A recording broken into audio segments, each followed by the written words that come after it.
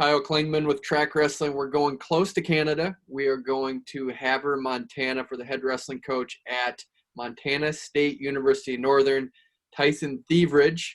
How are you? I'm doing well, Kyle. Thank you so much. We had a conversation about your last name and how many people mispronounce it. I got it right there, but I guess there's some ways to pronounce it in the old country. What's the common thread in all of this and how to pronounce your name? Well, we're French Canadian, so it's actually pronounced the way it's spelled, is Thivierge, but we Americanized it a long time ago. And what do most people say, Thivierge, like I would have initially? They say Thivierge, and I don't know how they get a rage at the end, but we're always called Thivierge or Thivierge, or I mean, it's just I've heard 50 different pronunciations. Havre, Montana is close to Canada. Do you make it up to Canada much?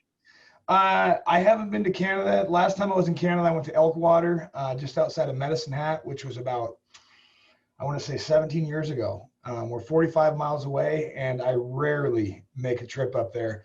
Right now, the border's closed, but it's been a long time. We used to go to Calgary quite a bit when I was wrestling here at Northern under David Ray. So we used to go to the Calgary tournament quite a bit, but it's been a long time.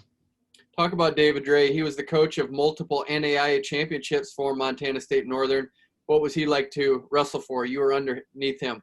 Yeah, he was an intense guy. Coach was he's not a big guy, but a big personality.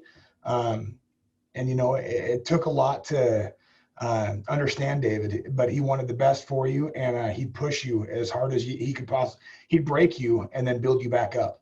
And I, as a young kid, didn't understand that. And my first year and my last 3 years, we clicked really well. I had great teammates, great coach, and he's a tough personality, but he'll do anything for you. We stay in touch to this day. We talk damn near weekly. So he's one of those guys that he's always there for you.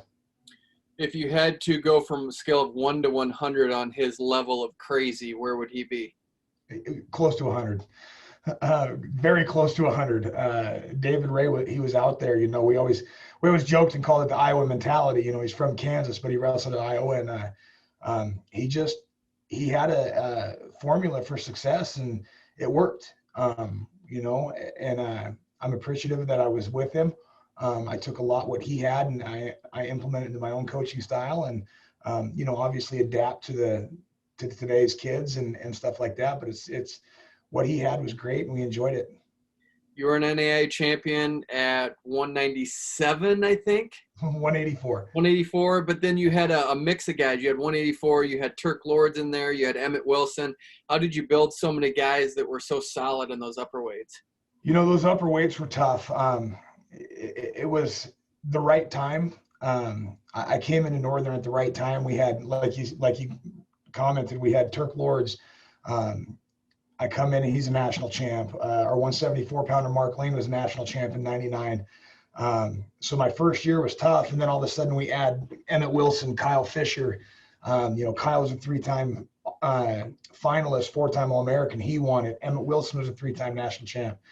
The funny thing about Emmitt was my senior year, I still hadn't won the national championships yet, and Emmitt Willson comes in, and we're teammates for multiple years.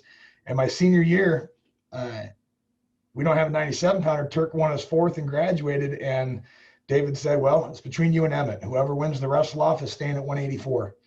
And, Emmitt was up by a point, and I got him late in the match. And he bumped up, and he won we won national championships together, but he won his first one at 197, weighing about 188 pounds. It's just a testament to his mentality. The kid had a motor. Awkwardly strong and just had a motor, but there was a 6-7 year span where our upper weights were just unbelievable. I mean, the training partners there wasn't a break day. You didn't get a day where you got a day off. It was, you went into that room every day fighting for your life. And I think that's what made us successful, especially in those later years with David. From 98 to 04, we just had that room. What was it about that guy? A lot of people hopefully remember his senior year in 2004 where he won Midlands, he won the All-Star Meet, he won the Clifton Invitational. How was he getting so successful that senior year where he went undefeated and really dominated the country at 197? Again, I think it goes back to the room. We just had he was a leader, but Emmitt, all of his successes, you look at Turk Lords winning 4, you look at Emmitt winning 3, you couldn't take a day off. And they just had that mentality, that hard work mentality. I think Emmitt had that growing up. I mean, to this day, he works 7 days a week. He's part owner in a construction company. He's got a ranch. He's got cows. Emmitt's just all about work. And I think that paid off for him with competing. I just think that was his mentality, was work, work, work. Is he connected with wrestling anymore? Yeah, he helps in his local community. He's over in Miles City, Montana. He helps in his community. He's got a load of kids. He's got 6 kids, 3 boys, 3 girls. So his little boys are wrestling now. His 2 oldest boys wrestle. I want to say that the oldest is Rafe, and I think he's 6 or 7. I think he's 7. But yeah, him and his first 2 boys, they're there wrestling. So he stays connected. We see him from time to time. It's just a matter of getting Emmitt off of work. Getting in a visit with him is tricky. He loves Havre. He does travel back to Havre, but he'll sneak through the back roads because he knows anywhere Emmitt goes, people want to see him. So it takes up a lot of his time, and he's a family man.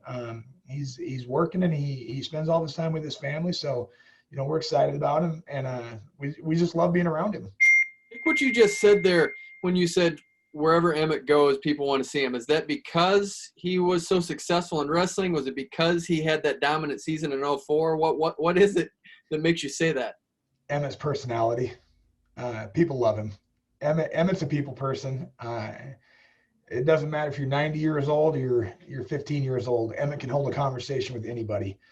He's a very wise kid, wise beyond his own years. But yeah, Emmitt's personality is it's contagious, and it attracts a lot of people. People like to be around Emmitt. He makes you laugh quite a bit. He's got some Emmittisms. He's got some lines that are just like you shake your head saying, "What did he just say?" But yeah, it's Emmitt's personality. He's a crack up to be around. Let's paint a picture here. Let's just imagine that Kyle Dake went to Grandview University. They're winning the championships right now. However, we have a scenario that it happened at Montana State Northern. Terry Brands and Lee Fullhart went to Montana State Northern for, I think, 2 years. So he was there with Emmitt Willson. What was that like, and how the heck did that happen? David was running the national tournament. So my senior year, the national tournament was in Great Falls. We were the host, and this was before UGF or UP, which is now UP. And David was hosting the national championship, so he had a lot of work. And he went out and hired through his connections, through his relationships. He knew the Brands brothers. He knew Terry was looking for a new place, and David went out. David's a hell of a recruiter. David can recruit, and he can recruit coaches. And bringing Terry in was awesome. I got to finish my senior year with him, and then 2 years later, I got to go to UTC and be a grad assistant for him for a year. But my son was actually born in Tennessee. But having Lee and Terry, it was crazy. It elevated your game. It elevated your competitive levels, just having them in your corner. You had a lot more confidence stepping on the mat with them in your corner. It was wild. It was kind of unheard of, but we had a blast with Terry. We had a blast with Lee. I got to train with Lee a lot. Emmitt and myself trained with Lee a lot. Turk was kind of jumping back into the senior circuit there, so he was training quite a bit. And it was one of those things that I kind of thought David was pranking me when he called me before I came back. I was back working in southeastern Washington, and he called and said, "Hey, we got a new coach. I'm bringing in Terry Brands." And I said, "Ha, good joke." And he goes, "I'm serious." And when I walked into David's office and I saw Terry, you kind of get that celebrity status, like, "Oh, I've been watching you since I was 10 years old. Holy cow, how is this real?" So it was cool. You were starstruck for a couple of seconds, and then it became reality, and you got a good taste of the training that Terry went through, because I mean, they put us through the hoops, and it was a ton of fun. What were those round robins like with you, Lee Fullhart, Turk Lords, Emmitt Willson? That had to be nuts. Not fun. Turk Lords, 3 years as a teammate with him, I got 4 takedowns in 3 years on him. So having Lee, Emmitt, myself, and Turk in a group, it was not fun. Taking Lee down was like grabbing a hold of a tree trunk. Anytime you got a leg, it was like grabbing a hold of a tree trunk. He was incredibly difficult to take down. He just stayed in great position. And again, that elevated all of us, made us all better. And it was crazy. Lee's a different duck, but I always had a good time with him. I haven't talked to Lee in quite a while, but we always had a good time up here. With the way RTCs are set up right now, and there's just so much incentive to stay with a quality RTC, was that the last window we could have something like that happen? I kind of wish, yeah. I kind of wish that that would have been the beginning of something big up here, especially in north central Montana. You know, obviously big names in Montana, the Zadok brothers and stuff like that. They're doing great things, but yeah, I think it's going to be few and far between after this, unless any deep pocketed donor comes in and pays a pretty hefty salary for somebody to come in and work with us. But I mean, you cherish those times and you feel fortunate. Thinking about that now with Emmitt Willson having that senior season that he did, can you attribute some of that to Lee Fullhart being there and compete with him day in and day out? Yeah, I would. I would. I don't. Lee and Terry weren't here Emmitt's senior year. I know that Lee stayed in touch. I got to coach Emmitt's senior year, or no, excuse me, I was in Tennessee his senior year. I was there his junior year. But I think the room, yeah, it circles back to the room. I'm not going to speak for Emmitt, but Turk, and there's just, the room was great for Emmitt, and I think again with Emmitt, his own work, his own working, his mentality of work just pushed him through. But I think having those guys in his corner early in his career as a redshirt sophomore, I think that definitely played a factor that he can compete with anybody. David taking him to the Midlands tournament. He was a couple-time placer at Midlands before he won it his senior year. So he had the confidence that he can compete with anybody. Maybe it's the opposite. Maybe when Lee left, he was just able to peak and he was just able to cruise through things after that. I definitely, I remember their match at Midlands the year that I was in Tennessee. Lee and, it was Emmitt's junior year. They met up and Lee beat him by a point.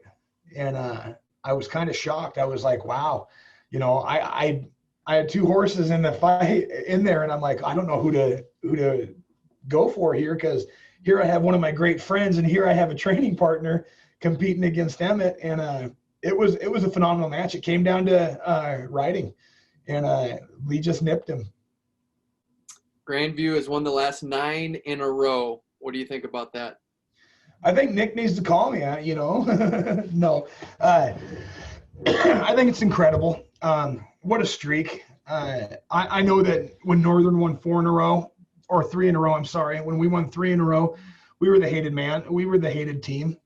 I think Nick's done a phenomenal job.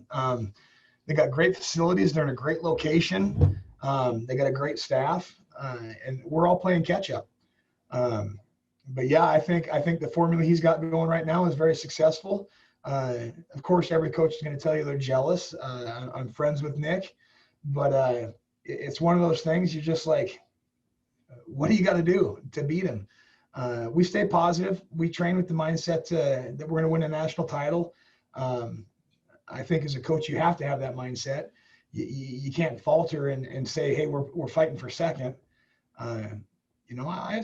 Nick knows this. I tell everybody, I'd love to be the team to beat Nick.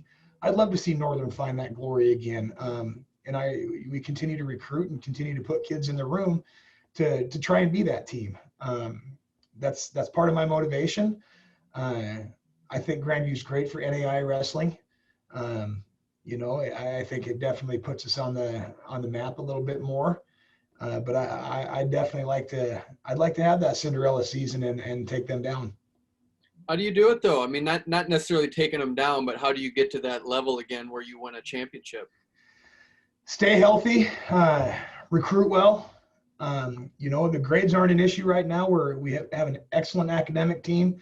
Got to stay healthy and just get the right kids in the room. Havre, Montana is not a town for everybody. And that's probably the biggest hang up right there. We've gone after top level talent. We've been beat out by Grandview on recruits because of location. We're in a location where it's 9,500 people. It's a farming community. There's a lot of outdoor stuff to do. I could live in a town of 100 people and never get bored, but it's a matter of finding the right fit. So we've got a pretty good head of steam going right now. We just got to find a couple more key players, and I think we're right there. We talked about Terry Brands and Lee Fullhart coming to Havre, Montana. You had the University of Iowa come out for a dual meet. What was that like? That was crazy. Again, thought I was getting pranked. I thought I got hacked. I got an email from Luke Eustace asking about it, and I ended up calling him, and here we are again. It's the real deal. Our gym sold out in about 90 minutes. We had fans from Oregon, Washington, Idaho, Utah, Nevada, Wyoming. Our gym was packed. And I don't want to quote him directly, but Tom Brand said that was the second best atmosphere that he had competed in that season in 2016. And I asked him what was the best, and he said obviously Nebraska, because there was that big head, just button heads with Nebraska. But we had a great time. I remember people in Montana were very upset with me. It was the first day of the Montana State tournament, so I missed recruiting that the first day, but I flew down the next morning, and everybody asked me how it went. And I said, well, we lost 51-0. And they said, was it worth it? I said, you damn right it was worth it. We went on to win our conference tournament, and we went on to take second at nationals. It taught my guys a great deal.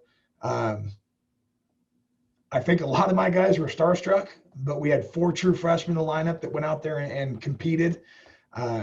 We had a barn burner at 174, came down to the last second takedown by Alex Meyer. We had him on, we tossed him in the first period, almost had him pinned. It got so loud, my kid couldn't hear me coach, and he couldn't hear the ref count near fall. So he just stepped over wrong, but it came down. He got taken down with 5 seconds left to lose.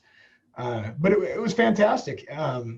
They stayed here for like 2 days and went out in the Bear Paw Mountains, did some hiking, had a lot of fun. I got them to the mom and pop shops in town where they absolutely loved their breakfast. It was wild. Good relationships.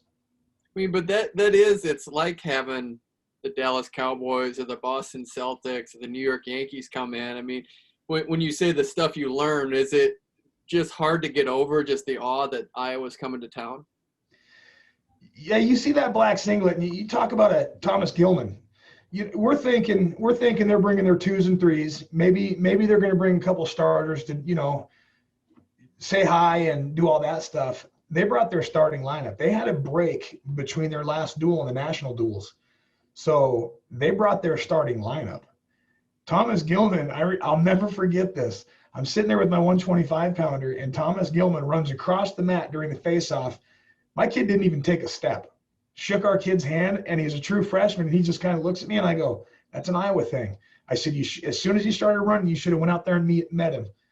And it was, I think he was terrified right then and there, but I think they were starstruck. But yeah, I think we all were. My fans, our loyal fans came to our gym wearing Iowa gear.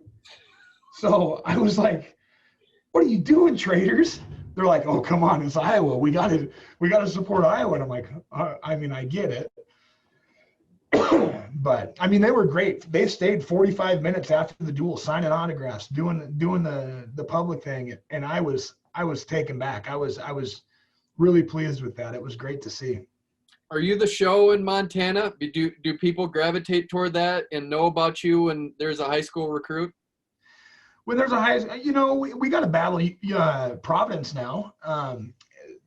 With the new coach down there, he coached 22 years in the state of Montana as a high school coach. He's got great ties. So that's been another level for me, trying to, because I was getting really good.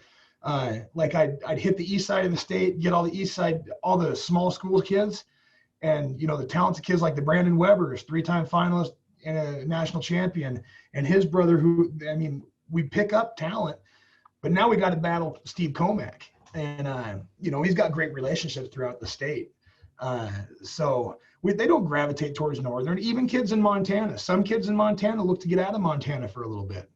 They want to see what city life is, and stuff like that. But we pick up, like, it goes back to saying it takes a particular kid. We don't get every single kid on campus. We sign a lot of Montana kids, close to a dozen every year. But it takes a particular kid looking for, that trades program, diesel program, stuff like that. And that's really what we stick to. What's the best thing to do in Havre? Hunt. I'm a big hunter. Love hunting. Actually, just got my son an antelope on this last Saturday. But there's great things to do in Havre. People always complain about the cold. I'm a cold weather person. I love cold weather. As soon as it hits 0 degrees, I'm in love. Like right now, it's like 54 degrees, and it's starting to get comfortable for me. I'm not a big fan of hot weather, but it's a great place to come focus on school and wrestling. There's not a lot of distractions. You create your own distractions. Everybody does, but if you're focused on the right things, it's a great place to not have distractions. We're 15 minutes from the mountains. People they call them hills, but the Bear Paw Mountains are actually bigger than you think. Some of the best elk hunting in the Northwest. So there's lots of stuff to do. If you don't want to be bored, you won't be bored. We had done the breakdown. You gave us the breakdown on the level of crazy, 0 to 100 for David Ray. Yeah. Where are you on that level of crazy? Oh, I'm probably in the middle. My younger years, I was pretty crazy. In my younger years, I took a lot of David Ray into my coaching, and being a younger guy, you kind of adapt and learn as you get older. I don't want to say age plays a lot into it, but you start understanding your athletes better. You start understanding training better. I think a lot of coaches have gotten wiser with regards to strength training, conditioning, and mixing everything together and making it work. When I first started, probably in that 80 range, but now I'm probably mid-range. I still have my days. Some of my guys think I'm bipolar because I'll be laughing 1 minute and snap the next, but I think that's wrestling coaches. I think a lot of wrestling coaches are bipolar. You ever think you'll get down below 25? 25? Yeah. Roster? No. Crazy. Oh, 25. Oh, I can see that coming. I just got to get the right coaching staff in to have the high crazy. I can see myself getting down there, as you get up there in age, you start doing less and less on the mat, but in more administrative stuff, but I'm fighting that right now. I mean, I just turned 40 in June, so I'm still on the mat a little bit, trying to stay healthy, but guys like Isaac Bartell take it to me and make me realize my age a little bit, but it'll come down one day, but I don't want it to. I think being mid-range is, perfect. Tyson, this was a lot of fun to learn about your program and see where you're going with it. Always remember, it's Tyson Thivierge. Don't mess it up after this interview, all right? I appreciate that, Kyle. Thank you so much.